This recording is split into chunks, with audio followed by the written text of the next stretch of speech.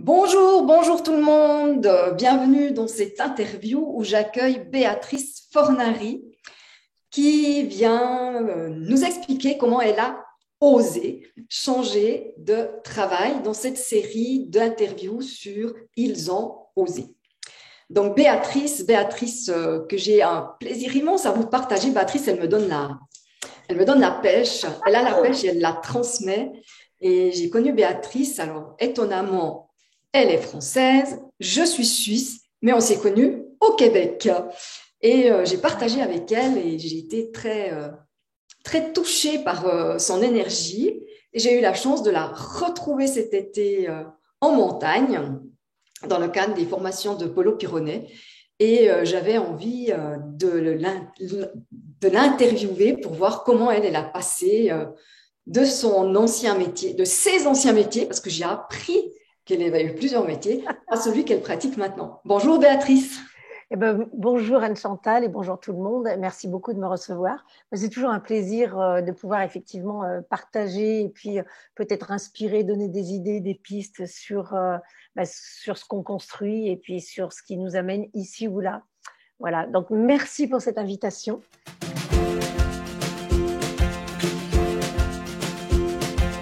Et puis tu vois, ce que je dirais tout de suite en introduction comme ça, c'est une phrase que j'adore d'Albert Jacquard qui dit « Nous sommes les liens que nous tissons avec les autres ». Et j'adore cette phrase parce que nous sommes, c'est du verbe être. Les liens que nous tissons avec les autres, c'est pas nous sommes les autres en résonance miroir, c'est nous sommes les liens qui nous unissent aux autres, qui nous connectent aux autres, que l'on partage et donc qui sont de qualité ou de moins qualité, qui sont parfois positifs et d'autres fois un peu moins. Et c'est ce que j'aime beaucoup parce que dans ce que nous allons échanger pendant quelques minutes là, ça a été un fondamental. C'est pour moi, c'est un petit peu comme un leurre de se dire qu'on peut réussir tout seul, quoi qu'on fasse dans notre vie. J'ai changé de métier, j'ai osé le faire. Ça, c'est ma décision. J'étais seule sur mon chemin là. Mais pour réussir ça, il a fallu que je crée des alliances avec d'autres personnes. Et c'est avec les autres qu'on réussit. Donc ça, c'est très important pour moi. Et l'univers, où je ne sais pas qui, nous a connectés au Québec. Et puis, on s'est retrouvés en France. Bon, bah, un jour, ce sera en Suisse. Avec Voilà. plaisir. C'est important les personnes qu'on rencontre dans notre vie et de ressentir et de vibrer. Ben, ouais, on ne peut pas s'entendre avec la terre entière. Il y a des personnes avec qui ça match, d'autres avec qui ça match bien, d'autres avec qui ça match très très bien. Et puis c'est comme ça, quoi. Mais c'est ce qui nous permet d'avancer, en tout cas. Donc, merci. Eh bien, merci beaucoup pour cette entrée en matière, Béatrice, parce qu'en fait, tu nous donnes déjà plein de matière, en tout cas, à réfléchir, à se dire, bon, tiens, quand tu dis ça, tout de suite, je me dis, mais tiens, comment j'ai fait moi dans ma vie? Est-ce que je suis allée chercher du soutien? Est-ce que j'ai créé les liens, des alliances, comme tu dis? Mhm. Et je vois que c'est pas toujours évident pour moi. Voilà. Mais pour moi non plus, je le raconterai. Voilà, D'accord. c'est ce qu'on apprend aussi en grandissant. Tu sais, je fais 1,58 m, là je suis assise, donc j'ai pas beaucoup grandi, mais j'ai grandi différemment.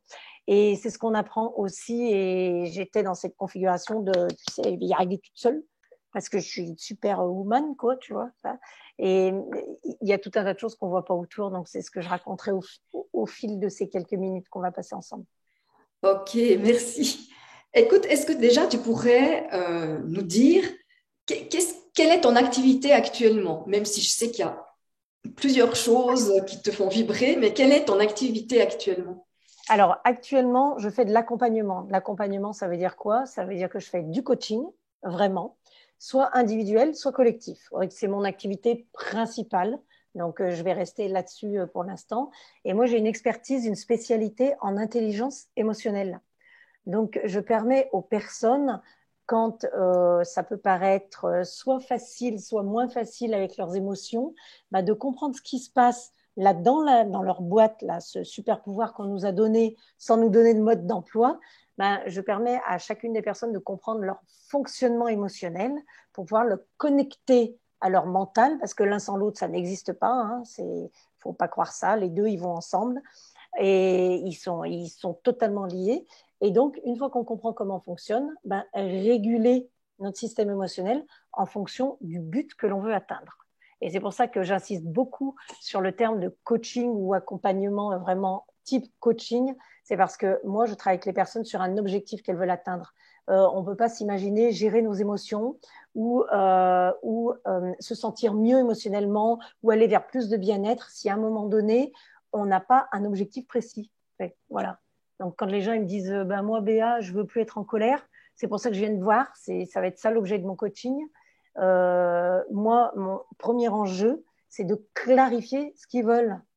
Ok, tu sais ce que tu veux plus, mais quand tu sais ce que tu veux plus, tu crées un vide dans ton cerveau parce que tu dis à ton cerveau, je veux plus de ça, je veux plus de cigarettes, je veux plus de chocolat, je veux plus de colère. Mais tu crées un vide.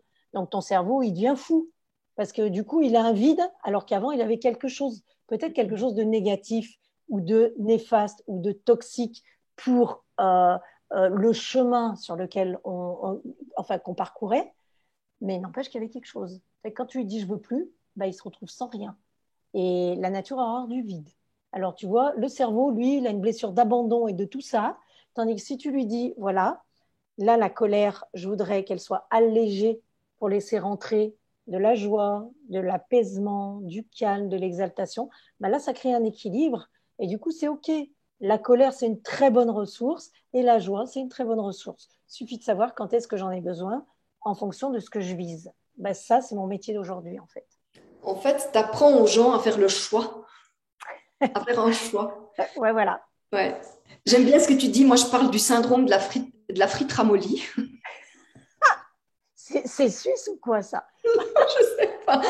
En fait, Diane Chantal. Je crois que je dois avoir lu ça chez Gordon. Ah, ok. Parce que, en fait, je parlais aussi de ça avec les élèves quand ils chahutent et tout. Je disais, mais en fait, autant avoir une frite ramollie que pas de frite du tout. Le pas de frite du tout, c'était le vide. Donc, autant avoir une frite ramollie, donc autant avoir de l'attention, de la reconnaissance pour mes crises de colère, pour mes mauvaises notes quand c'était des élèves, mes mauvais comportements en société, etc., que de ne pas avoir d'attention du tout. Exact. Voilà, donc ça me fait penser à ça. Mais carrément, mais ça c'est une très belle métaphore. Alors là, il y a plein de cerveaux zèbres, atypiques, au potentiel et tout, ils vont très bien comprendre ta métaphore parce qu'ils ont besoin de beaucoup, beaucoup, beaucoup d'images, mais les autres cerveaux aussi, mais eux comme un peu plus particulièrement, avec leur sensibilité un peu à fleur de peau. J'aime bien l'idée de la frite ramollie, c'est très bien. Parce que souvent les gens ils me disent il y a des émotions qui sont toutes pourries, puis d'autres elles sont géniales. Mais moi je veux que les géniales. Je suis désolée de te dire qu'en fait tu es constitué d'un tout. Donc, comme tu les appelles toutes pourries, quand tu auras changé ta perception du tout pourri, tu comprendras à quoi elles te servent, même si elles sont très inconfortables et qu'elles t'épuisent et qu'elles te fatiguent et que personne ne te comprend et que c'est un enfer. Bah, à un moment donné, elles te servent quand même quelque chose. Donc, on va aller chercher à quoi elles te servent parce que c'est des alertes qu'il faut que ton système écoute, c'est important. Et puis, on va les transformer pour aller vers quelque chose qui va te servir, qui va t'apporter des bénéfices. Mais souvent, parce qu'on nous a pas construit comme ça quand on était petit à l'école ni rien, on parlera de nos parcours, mais voilà, on a ça aussi en commun. On nous demande pas ce qu'on veut. On arrive dans la classe, il y a un programme scolaire, on nous demande pas par quelle matière on veut commencer, on nous demande pas, il y a que chez Montessori qu'on fait ça. Mais enfin, et chez d'autres, Freinet aussi en termes de pédagogie, mais on est dans un cadre, on rentre dans un cadre, ce qui est bien, parce qu'il faut apprendre la structure et l'organisation, mais du coup, on perd ce mot dont tu parlais tout à l'heure, ce choix de, et donc la responsabilité de. Ben oui, j'ai la responsabilité de mon système émotionnel, et son fonctionnement s'est établi soit totalement inconsciemment, parce que je n'ai jamais trop compris comment ça marchait, je ne l'ai jamais appris, soit tout à fait consciemment, parce que j'ai appris. Et il y a des moments, oui, avoir une saine colère, péter une saine colère, comme on dit, eh ben, ce ne sera pas totalement disproportionné à la situation, ce sera juste posé au bon moment et avec une forme correcte. Et c'est exactement ça, la frite ramollie. Bah écoute, ce que j'ai que la frite ramollie, je vais prendre la frite ramollie, puis je vais voir ce que je veux en faire, quoi. D'accord. Exactement ça. Merci Béatrice pour toutes ces explications qui font vraiment sens, en tout cas pour moi, et par rapport aussi à mes accompagnements. Alors, maintenant, on sait que tu es coach, tu accompagnes les gens avec une spécialité qui est l'intelligence émotionnelle, mais que faisais-tu avant? Je sais pas, j'étais dans une autre vie. Alors, moi, j'ai toujours été une voyageuse de tout, de l'âme, du cœur, avec des valises ici et là, que ce soit les voyages à l'extérieur et maintenant, plus particulièrement, les voyages à l'intérieur. Donc, mon tout premier métier, moi, j'ai fait des études de tourisme et mon tout premier métier, c'est de créer des voyages. Donc, je voyageais dans le monde avec un cahier des charges et j'élaborais des voyages, moi je disais surprise parce que je m'imaginais toujours le jour où j'allais revenir exactement là, avec mon petit groupe de 4 ou 6 personnes qui allaient découvrir ce que moi-même je découvrais exactement avec le même émerveillement, tu vois. C'est-à-dire que je cherchais le truc atypique, extraordinaire, qu'on trouve pas dans les bouquins, parce que c'était mon métier aussi. Je faisais du voyage sur mesure. Ça s'appelle être forfaitiste. Enfin, ça, c'était au siècle dernier, ça s'appelait comme ça. Et puis, je m'éclatais. Je voyais plein de gens, je rencontrais des cultures différentes, je changeais de perception constamment. C'était, oui, ben voilà, les voyages peut-être un peu fatigants, mais moi, je voyais pas ça. Et je vivais la liberté. Il y avait beaucoup de créativité dans ce que je mettais. Voilà, ça me passionnait. Moi, j'ai toujours été une passionnée. Et puis après, j'ai eu 3 enfants en 4 ans. Alors, ça a totalement bouleversé ma vie. Et là, avec mon ex-mari, il a fallu qu'on fasse un choix, encore une fois. Faire des choix, c'est renoncer, mais pour aller vers ailleurs aussi, vers quelque chose qu'on découvre. Donc, j'ai laissé mon métier de voyage à l'extérieur parce que j'étais extrêmement absente de la maison pour quand même honorer cette petite famille que j'avais construite et avec j'ai 3 garçons avec lesquels j'avais envie de passer du temps aussi. Et comme j'adore les enfants, je suis devenue instite. Donc, j'ai passé mon concours d'instit, je suis devenue instit, et là, alors là, pour le coup, j'ai voyagé au coin d'une classe, hein, aux 4 coins de la classe.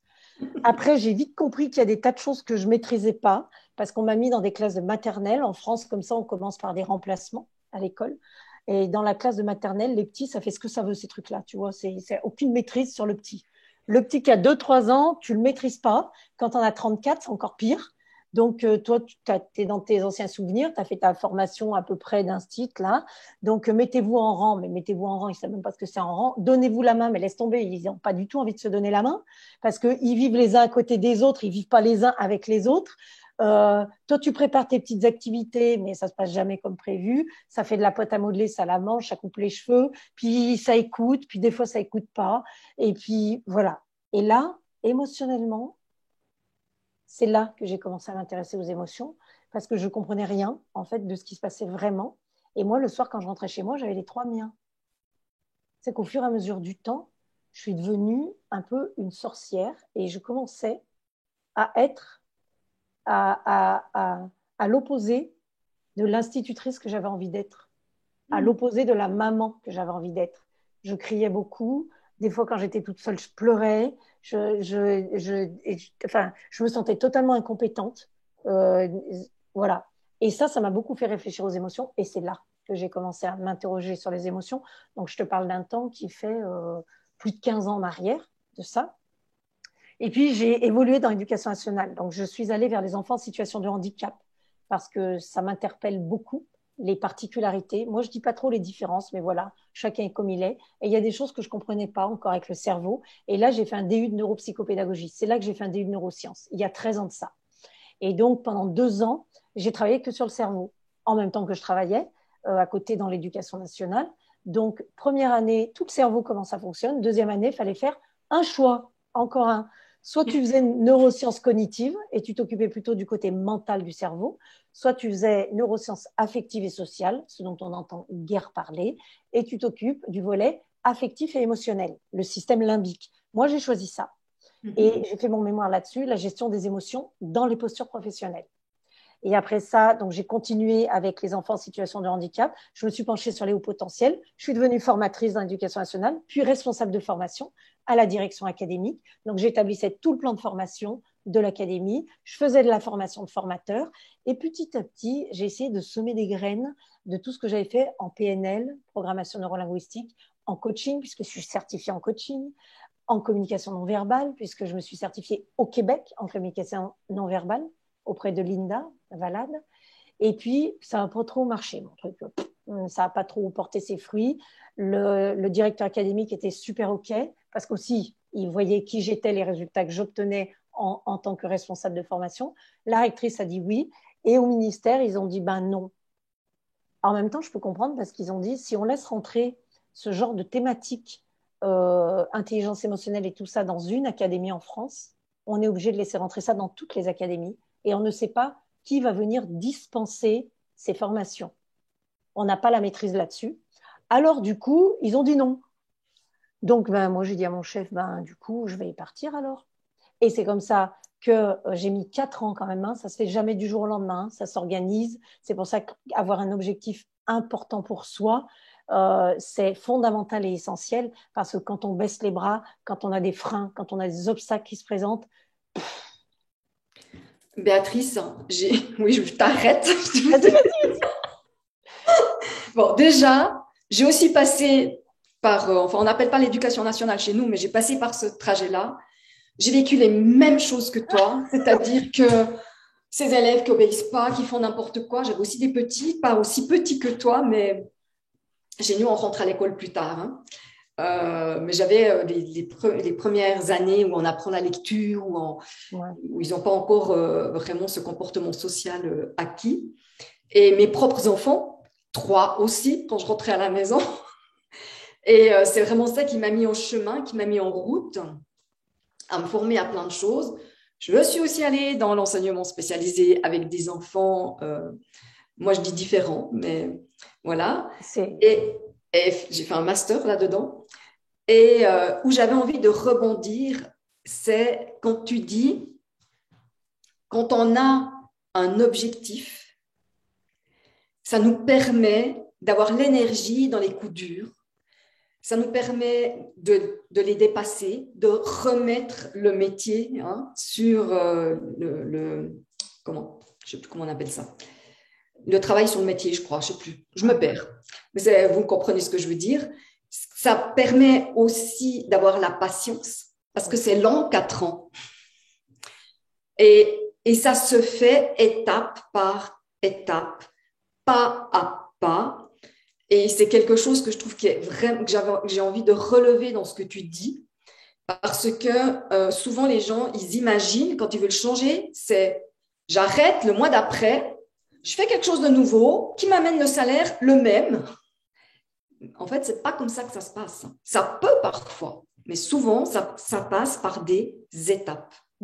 Mais tellement, mais je te rejoins tellement sur ce point-là. Et à cette époque-là, une de mes premières conférences, ça s'appelait la conférence des 4 P. J'en avais 2. C'était prends ta dose et les 4 P. Et les 4 P, c'était le plus petit pas possible. Ouais. Et je te rejoins tellement, tellement là-dessus parce que ben, on n'est pas arrivé à quoi que ce soit que tu construises, tu n'y es jamais arrivé du jour au lendemain, mais ça, nous l'oublions. Et Ouais. donc, en fait, quand on se lance dans quelque chose de nouveau, on veut repartir au même endroit que là où on s'est arrêté à côté, comme si on évoluait professionnellement dans une autre entreprise et puis qu'on utilisait toutes nos compétences et qu'on repartait comme ça. Mais oui, on utilise toutes nos compétences, mais on fait quelque chose de complètement différent et il faut juste avoir la conscience de ça et pouvoir aussi l'accepter. Moi, des fois, quand les gens ils disent « Ah ben, je vais changer », je dis « Tu vois, c'est comme si tu as fait du tennis et tu es devenu quand même pas mal en tennis et tu as un bon classement en tennis et que demain, tu fais de la planche à voile, tu vois. Alors, tout ce qui est musculaire, tout ce qui est entraînement sportif, tout ce qui est cardiaque, tout ça, c'est tes compétences et tu vas pouvoir les maintenir. En revanche, faire de la planche à voile, c'est pas faire du tennis. Hein. Donc, il va falloir qu'il y ait des choses, tu recommences à apprendre dans l'apprentissage parce que tu es incompétent et consciemment incompétent. Donc, il va falloir que tu te réappropries tout un système Bien sûr. d'apprentissage dans ce domaine-là. Et oui, oui, oui, bien sûr que si ton objectif il n'est pas suffisamment solide, fort, important pour toi, ben, à maintes reprises, quand ça ne se passe pas exactement comme on veut, moi je dis toujours, oui, on peut baisser les bras puis se dire, tu sais quoi, sur le chemin là, je prends un caillou, je m'assois. C'est le moment que je m'assois, mais je suis toujours sur le chemin, donc je peux continuer à avancer. Tandis que se dire, ben, laisse tomber, finalement, je rebrousse chemin et je pars ailleurs, c'est une autre dynamique qui fait que ben, notre objectif, là au bout, il est plus suffisamment précis pour nous. Oui.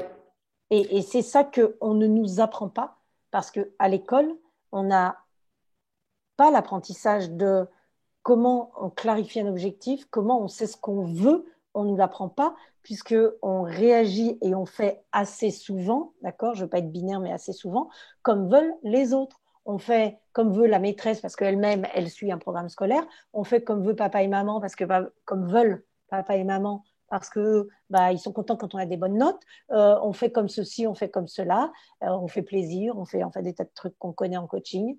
Et puis du coup, un jour, on se dit, qu'est-ce que je veux moi? Et on ne sait pas trop. Alors que les enfants qui ont moins de 4 ans, ils savent très bien ce qu'ils veulent. Oui. C'est pour ça qu'ils nous Et on disent non. l'oublie. Voilà. Et on l'oublie, C'est c'est ça. sûr. C'est vraiment, c'est d'aller retrouver pour moi notre vraie nature, en fait, ce qui est là dans nos tripes. C'est ça. Et ça, c'est pour moi essentiel, essentiel. Et ça nous donne un objectif qui est fort, qui nous fait vibrer par rapport à un objectif qui est basé sur le modèle de quelqu'un ou de la société. Exactement. Et souvent, dans les choix de métier, moi, j'ai accompagné des jeunes aussi dans les changements professionnels, je vois que la préoccupation des parents, et je peux me mettre dedans aussi, c'est mais fais quelque chose où tu es sûr que tu gagneras suffisamment d'argent. Et pour moi, c'est prendre le problème à l'envers.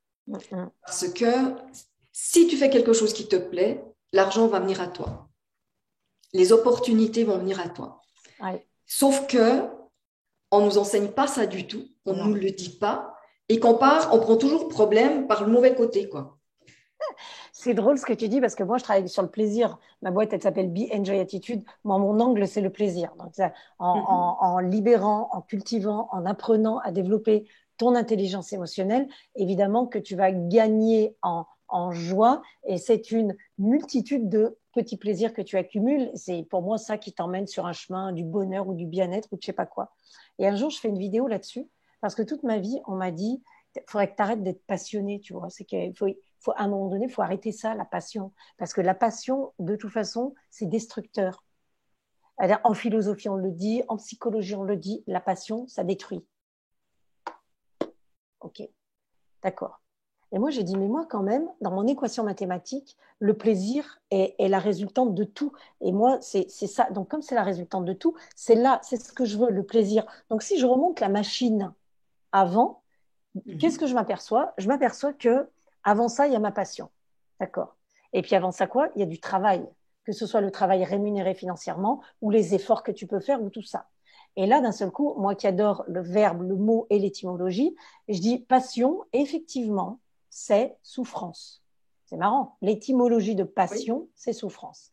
Et l'étymologie de travail, c'est torture, puisque c'est un instrument de torture. Moi, je vous dis, écoute, ça fait mon affaire, parce que en mathématiques, j'ai appris que moins multiplié par moins égale plus. Donc, si mon plus, là, c'est le plaisir, eh bien, si je mets mon moins de la passion multiplié par mon moins du travail, ben, finalement, j'obtiens le plaisir. Alors, écoutez, dites-moi ce que vous voulez avec vos souffrances et votre destruction. Moi, je mets moins par moins, ça me fait plus. Je mets passion et plaisir et j'obtiens le plaisir. Et j'ai passion et travail, pardon, et j'obtiens le plaisir. Et je suis toujours avec cette phrase-là que je me suis construite dans ma tête, parce que ça a marqué ma vie, le fait qu'on me dise, faut que tu arrêtes d'être passionné. Mais je dis donc, comment je dois être alors? J'adore ce que tu es en train de dire là, vraiment, parce qu'en plus, travail, ça vient de tripalium, voilà, c'est un la torture. Mais si tu cherches le verbe, travailler, en fait, ça veut dire souffrir, faire du mal. Donc, c'est comme si on avait souffrance plus souffrance, en fait. C'est ça. Ouais. Et moins plus moins égale plus. Ouais. Moins par moins égale plus. Ouais. J'adore. Je n'avais jamais vu les choses sous cet angle-là, mais c'est effectivement ça. Mais je crois aussi que derrière la passion, il y a plein de projections qui ne sont sur ce que va faire la passion quand la passion est maladive. Donc, la passion, elle est pas gérée parce qu'émotionnellement, elle n'est pas gérée. Et on retombe sur ton domaine d'expertise. Ouais, mais c'est ça parce que, tu vois, moi, je dis toujours aux gens, regardez ça. Imaginez-vous toujours dans votre tête un stylo. Un stylo, il y a deux polarités, mais la vie, elle est comme ça. Il y a des polarités partout. Il y a le jour et la nuit, il y a la clarté et l'obscurité, il y a grand et petit, il y a gros et maigre, mais il y a des polarités partout. OK? Donc, quoi qu'on prenne, l'harmonie, la détermination, je sais pas, l'humour et tout ça, on le prend et admettons que chacun des termes que j'ai utilisés là, ce soit le stylo. Bah, il y a pas assez d'humour, trop d'humour. Pas assez de détermination, trop de détermination. Pas assez de courage, trop de courage. Pas assez de passion, trop de passion. Et donc, ce qui est intéressant pour chacun d'entre nous, et c'est ce qui est beaucoup travaillé dans le système émotionnel, c'est quel est l'équilibre correct pour toi. Peut-être que toi, tu as besoin de 60% de passion dans ta vie et 40% de calme pour pouvoir trouver un équilibre qui te permette de réussir, de te sentir bien et du coup de te dépasser. Et peut-être que certaines personnes, c'est du 20-80 et peut-être que certaines personnes, c'est du 50-50. Et en fait, quand on prend, je leur fais prendre comme ça les stylos, je dis, OK, tu as le truc de la passion. Qu'est-ce que tu as d'autre comme qualité, comme ressource? Ah ben, j'ai du courage, OK. J'ai de la détermination, OK. J'ai de l'originalité, OK. J'ai de la réflexion, OK. J'ai de l'intelligence, super. J'ai de l'altruisme, d'accord. Vas-y, on met tous nos stylos là. Et maintenant, on regarde dans quel cas ton altruisme, tu le développes plus ou moins. Et qu'est-ce que ça te procure émotionnellement? Comment tu te sens? Là, ah ben, je me sens que ça me prend la tête. Hein. Parce que moi, du coup, dans le groupe, tout le monde sait que je vais aider tout le monde. Ah ben, du coup, maintenant, je suis obligée d'être comme ça. Si je suis plus comme ça, même plus. Je fais, OK, intéressant. Et tu vois, c'est cet équilibre-là qu'on Ouais. travaille. Et c'est exactement ce que tu dis. Quand on prononce le mot passion, les gens, ils imaginent quelque chose qui Mhm. déborde de tout. Euh, alors que assez régulièrement, on entend dire les gens, oh là là, moi, ma passion, c'est le cinéma. Ben, alors, si c'est ta passion, t'es bizarre. Donc, il ne faut pas avoir de passion, tu vois. Et c'est intéressant de voir ce qu'on met derrière les mots quand on les emploie, derrière le mot critique, derrière le mot jugement, derrière le mot croyance, derrière le mot émotion. Pendant tellement longtemps, moi, quand j'ai lancé mon truc il y a 7 ans, les gens me disent, mais tu vas quand même pas travailler sur les émotions. J'ai un coach en émotion, ça sert à rien. Et, et, et bon, bah, je suis fière de moi parce que j'ai pas lâché l'affaire, j'ai écouté mon intuition. Et en même temps, j'étais pas là pour les convaincre. Hein. Dans convaincre, il y a vaincre et il y a con. Donc ça sert à rien.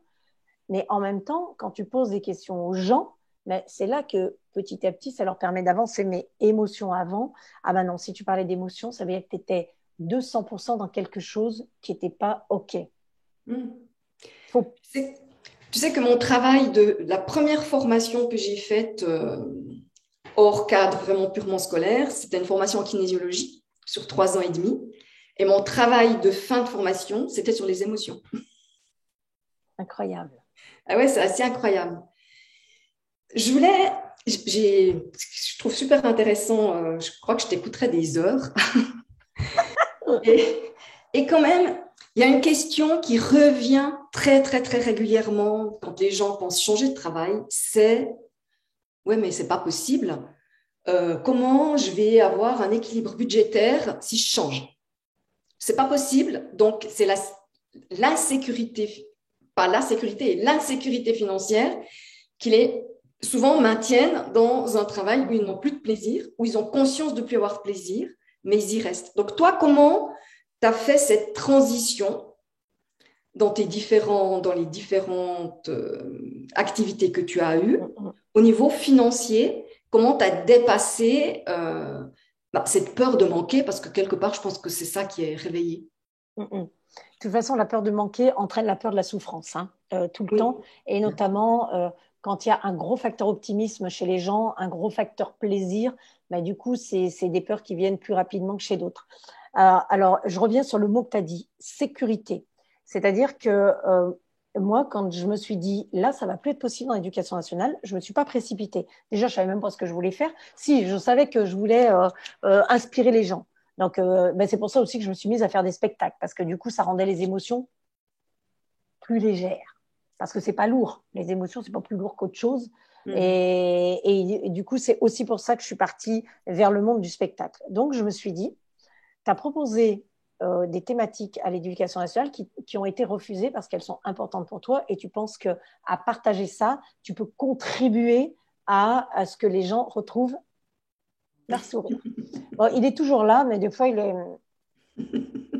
comme ça, tu vois. Voilà. Donc, en fait, on a tous les moyens en nous de changer le sens du sourire comme on veut. On le sait très bien, on se met devant un miroir, on fait ça comme on veut. Donc, je me suis dit, ces thématiques-là, elles sont importantes pour toi.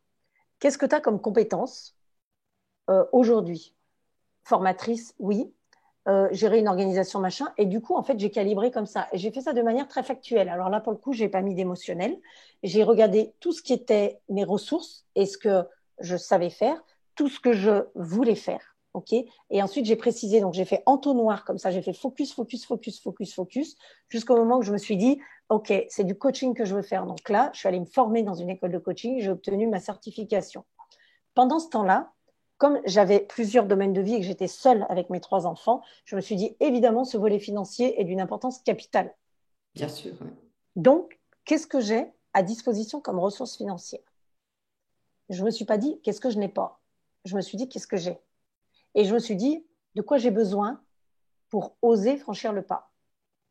Moi, Béa, j'ai besoin, avec mes 3 enfants, c'était ça mon besoin à l'époque, d'une année de salaire éducation nationale. Alors, je peux parler d'argent, c'était à peu près 2 000 € par mois que je touchais. Donc, j'ai besoin de me faire 2 000 € par mois, de les avoir sur un compte, mais pas sur un compte ni épargne, tout ça, non, sur mon compte sauvegarde BA, d'accord? Quand je vais lancer mon activité vraiment, si vraiment je touche zéro, que j'ai rien, je sais que sur ce compte-là, je peux prendre 2 000 chaque mois, comme si j'étais encore dans l'éducation nationale. C'est pour ça qu'il m'a fallu du temps aussi. Donc, j'ai travaillé comme une malade. J'ai travaillé tous les étés, j'ai travaillé ceci, j'ai travaillé cela, et j'ai mis de l'argent de côté, et j'ai mis, et j'ai mis, et j'ai mis pour la sauvegarde BA. OK. Et à côté de ça, j'ai dans la législation qui m'était autorisée par l'éducation nationale, j'ai créé une structure associative où j'ai lancé des ateliers ouverts notamment aux jeunes, notamment aux adolescents, aux jeunes adultes qui cherchaient un petit peu leur voie et tout ça, pour travailler sur la confiance, sur l'estime émotionnellement, en fait, sur la gestion de leur stress négatif pour le transformer en stress positif. Donc, je faisais ça, par exemple, les week-ends, je faisais ça les samedis matins, en plus de mon travail. Et j'ai vu que ça prenait, et j'ai vu que ça fonctionnait. Donc, il y avait une petite adhésion, c'était 20 € par an, l'adhésion pour l'association. Et puis après ça, les gens pouvaient venir, par exemple, à 4 ateliers sur l'année, les samedis. Mais j'ai vu, moi, ça m'a permis de m'entraîner et tout ça. Et j'ai bien compris que, en fait, tout ce que les fakes, là, que me disaient les gens sur les émotions et qui me disaient ça marchera pas, en vérité, quand je voulais bien ouvrir mon cœur, ça permettait d'ouvrir le cœur de ceux qui étaient en face, ben, il y avait des besoins. Bien sûr que oui, il y avait des besoins là-dedans. Et donc, j'ai vu que ça fonctionnait. Et ça m'a donné aussi de l'assise, de la solidité, de l'ancrage. C'est pas ça qui m'a fait gagner de l'argent du tout, parce que mon argent, je le gagnais à donner des cours, vraiment des cours en tant que prof. Je l'ai gagné aussi. J'ai donné des cours pendant des étés entiers pour gagner l'argent que j'ai mis de côté. C'est pour ça qu'il m'a fallu 4 ans. Mais j'ai construit mon truc petit à petit et ça s'est précisé. Et je veux travailler sur quoi et c'est quoi le message que je veux faire passer jusqu'au moment où je me suis lancée. C'était pas tout prêt hein, quand je me suis lancée. Faut pas croire ça, hein, que tout parfait et tout. Non, non. Je suis encore aujourd'hui, au bout de 7 ans, en train d'améliorer des trucs, d'enlever, de prendre, de voir ce qui fonctionne mieux. Bon, c'est ce qu'on appelle aussi un peu là en remise en question. Mais du coup, financièrement, ma sécurité, ça a été d'avoir une année d'avance d'anciens salaires éducation nationale pour me lancer et aussi d'avoir le plus de plans possible. Autrement dit, j'avais pas le plan A, le plan B, j'avais tout l'alphabet, moi, tu vois, jusqu'à Z. Voilà. Et je me suis dit, si mon business ne fonctionne pas, au bout de combien de temps je me dirais que je ne suis pas arrivée à là où je voulais? OK. Et derrière, qu'est-ce que je peux reprendre comme boulot? Même si je reprends un boulot de salarié, même si ça, et que ça me plaît pas forcément, je sais très bien que financièrement, je ne serai jamais à la rue parce que j'ai des compétences. Et même que si je gagne un petit peu moins bien ma vie qu'avant, je vais trouver du travail parce que je suis une bosseuse, parce que j'aime contribuer, parce qu'il y aura toujours une place pour moi quelque part.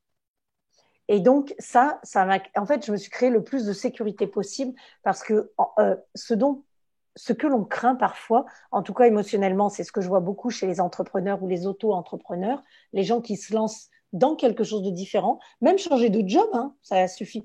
Ben, Oui. on a toujours une ouverture quelque part. Ça n'existe pas la fermeture totale à part celle qui est en nous. Autrement dit, j'ai une valeur suprême au-dessus de toutes mes valeurs qui s'appelle la foi. Voilà, je crois. Moi, je crois toujours que c'est possible. Je ne sais pas comment, mais j'y crois. Je sais que ce ne sera pas demain, que la patience est une vertu, mais j'y crois. Je crois en moi, je crois dans les gens avec lesquels je me connecte et j'avance. Et si des fois je me dis, ah ben je me suis trompée, eh ben, ça arrive, hein, je ne suis pas un ordinateur, eh ben, je me dis, ok, alors bon, bah, ça, même si ça me met dans la misère ou quoi, une fois que j'ai libéré ce truc-là, je repars différemment. Je trouve que tu donnes plein de clés, hein. Je ne pense pas que je vais pouvoir revenir sur toutes celles que tu as données. Mais en tout cas, tu reviens sur, tu as une vision, tu t'es connecté aux ressources que tu avais, ou tu avais l'impression que tu n'en avais pas assez, eh ben, tu as comblé ces ressources en formation, puisque Absolument. tu t'es formé en tant que coach et tu t'es fait certifier financièrement. Tu as aussi commencé d'avancer sur le chemin, et j'aime bien cette, je ne sais plus qui c'est qui a dit ça, mais c'est en avançant sur le chemin que le chemin se découvre. Quand tu Exactement. parles de ton entonnoir, et c'est vrai que moi, j'ai eu moins d'expérience que toi en tant qu'entrepreneur, mais je vois que ça s'ajuste, ça s'ajuste, ça s'ajuste toujours, toujours, toujours, toujours plus, quoi. Et plus on s'ajuste, je dirais, plus on rayonne, parce qu'on est encore plus près de qui on est, Oui, et aussi plus ça rayonne à l'extérieur, et plus les gens sont interpellés et ont envie de travailler avec nous. Et voilà, j'avais envie un peu de résumer tout ce que tu avais dit, et tu as encore dit quelque chose qui est quand même important, je trouve, c'est que ça demande du courage, et que cette foi en toi quelque part, et en, je vais le dire comme ça, c'est pas tout à fait ça que tu as dit, mais que quoi qu'il arrive, c'est juste et c'est pour aller vers du mieux. absolument. C'est exactement ça. Tout est toujours juste. Et d'ailleurs, dans les trois questions principales que je pose souvent à mes clients, il y a euh, comment? Qu'est-ce que je veux? Qu'est-ce que je mérite? Qu'est-ce qui est juste? Ben, si on arrive à répondre à ces trois questions, c'est qu'on est déjà bien par rapport à notre projet, hein. Ouais, Mais ce qu'il faut quand même bien comprendre, c'est qu'il y a ce que l'on voit, comme on dit, cette image-là, le haut de l'iceberg, et il y a tout ce qui est en dessous. Et ouais, moi, notamment, je le ramène souvent à mes spectacles parce que du coup, la foi en moi, ça m'a fait croire. Mais je me dis, mais bien sûr que je peux monter sur scène pour parler des émotions. Donc, j'ai créé un spectacle, j'en ai même créé deux, et je joue en one-woman show des spectacles qui parlent des émotions et des enfants, bien sûr, et des histoires qu'on raconte aux enfants. Tous ces contes-là qui nous construisent d'une manière ou d'une autre. Et cette foi-là qui nous tient, eh bien, plus tu crois en toi, plus tu crois en les autres aussi. ouais. Là où avant, peut-être, il y avait de la méfiance, de la défiance, des têtes petites choses, un petit peu comme ça, là, parce que tu t'es construit dans un monde où on dit, ah, c'est un monde de loups. Mais en vérité, quand tu cherches bien, peut-être que le loup est le plus gros loup qu'on ne voit pas, comme tout est toujours sous nos yeux, il est à l'intérieur de nous. Très clairement. Et le loup est un loup pour l'homme, tu vois, c'est ce que dit la phrase, mais on croit que quand on dit le loup est un loup pour l'homme, ça veut dire que moi, je suis un loup pour quelqu'un d'autre. Alors qu'en fait, je suis mon propre loup, et tant mieux, parce qu'à découvrir mon loup, ben, je vais pouvoir l'apprivoiser. Et c'est comme ça qu'on marche ensemble et qu'on crée une meute, hein, parce qu'il y a plusieurs loups à l'intérieur de nous, hein. Alors là, il y a tout le bazar là maintenant. Donc oui, je te rejoins 1000 fois et je pense qu'effectivement, on pourrait te faire des soirées tellement on se comprend et tellement toutes les personnes qui nous écoutent là vont trouver quelque chose, une magie, une pépite, un truc. Très Moi, clairement. j'appelle ça une bulle, comme une bulle de champagne, tu vois, le truc qui, Ouais. voilà, qui pétille. Mais surtout, c'est se dire, en fait, il n'y a rien qui est impossible. Le jour, bim, où j'ai rêvé de faire ça, bah tiens, pourquoi pas? Peut-être je le ferai dans une autre vie, peut-être je le ferai dans 10 ans, mais en fait, et c'est en intelligence émotionnelle, je ne pose jamais la question pourquoi, mais la question pourquoi pas. Et pourquoi pas plus de joie? Et pourquoi pas plus de calme? Et pourquoi pas plus de moi? Eh bien, Béa, je crois qu'on va rester sur cette question parce que se dire pourquoi pas, je crois que c'est vraiment une question qui ouvre, et ça me ramène à où on était cet été avec une personne avec qui je parlais, qui s'est découverte guérisseuse à plus de 30 ans et qui a lâché ce qu'elle avait prévu, c'est-à-dire elle était en train d'acheter un domaine viticole avec un associé, elle a tout laissé tomber pour partir là-dedans. et son mari qui est un ingénieur, quelque chose de très cartésien. Et on était un petit groupe et une personne lui dit, mais en fait, comment t'as pris ça? Et sa réponse, ça a été, je me suis dit, pourquoi pas? Et je trouve que c'est une question qui ouvre et qui laisse la place à poser des actions et surtout à notre créativité, parce qu'on a une créativité folle qu'on sous-utilise en fait. Ouais, c'est clair. Oui. Je vais te laisser le mot de la fin. Avec quoi veux-tu conclure? Peut-être un conseil. Alors, moi je dis toujours, alors mon conseil ce serait souriez. Souriez, vous êtes filmé, souriez-vous dans votre miroir le matin, ou regardez, vous dites bonne journée, ou alors, bon, aujourd'hui, tu n'as pas une tête top, mais bon, ça va le faire. Voilà, souriez-vous. Et ma phrase, c'est souvent, à la fin de toutes mes confs, je dis souriez, vous êtes filmé. Parce que si vous ne savez pas par qui, soyez certain que l'univers, lui, le sait. Et pour parler de oser changer de cap, changer de job, voilà, avancer vers quelque chose qui nous tient plus à cœur, moi, le mot que je préfère de la langue française, c'est le mot oui. Et j'ai cette phrase que je dis souvent dans la conférence du voyage du Rose, c'est toute nouvelle aventure commence par le mot oui. Quand vous avez dit oui, ça y est, vous êtes lancé. Et ça y est, c'est comme si c'était fait. Ça va juste prendre quelques semaines, quelques mois, quelques années. Mais le mot oui est ultra puissant. Oui. Donc, merci oui. infiniment Anne-Chantal pour ce temps d'interview et cette invitation. Voilà, c'était top. Et je suis toujours ravie d'échanger. Et en plus, encore plus quand on est tellement connecté avec les personnes. Donc, je remercie toutes les personnes qui nous écouteront aussi. Et puis qui profiteront. Et puis qui vont réaliser petit pas après petit pas ce qui leur semble essentiel et important pour elles. Voilà. Et ça peut être planter des fleurs dans le jardin, il n'y a pas besoin de faire un truc machin, ça peut être monter un nouveau meuble parce qu'on avait envie de changer notre intérieur. C'est pas obligatoirement le projet de fou là, de la décennie. C'est des toutes petites choses, changer, s'acheter un nouveau chemisier, se trouver belle, voilà. Ça peut être tellement simple, ce oui, tellement simple. En tout cas, je te remercie vraiment de tout cœur pour tout ton discours qui a fortement résonné, qui est plein de pépites, vraiment. Et bien, à toutes les personnes qui nous regarderont, vous pourrez retrouver Béatrice. Je vais mettre tous les liens ci-dessous. Peut-être que je disais que tu allais finir, mais est-ce que tu as déjà des dates de spectacle? Pas encore. Mais là, ça va pas tarder, mais non, pas encore. D'accord. Donc, quand elle aura les dates de spectacle, je ferai un post sur Facebook où je mettrai dans une newsletter que vous puissiez aller voir les spectacles. Et j'aimerais tellement, moi aussi, donc voir Béatrice en spectacle parce que je suis sûre que ça vaut vraiment le déplacement. Merci beaucoup, merci tout plein Béa. Et à vous, à bientôt pour un autre entretien dans le cadre de Ils ont osé. Bye bye.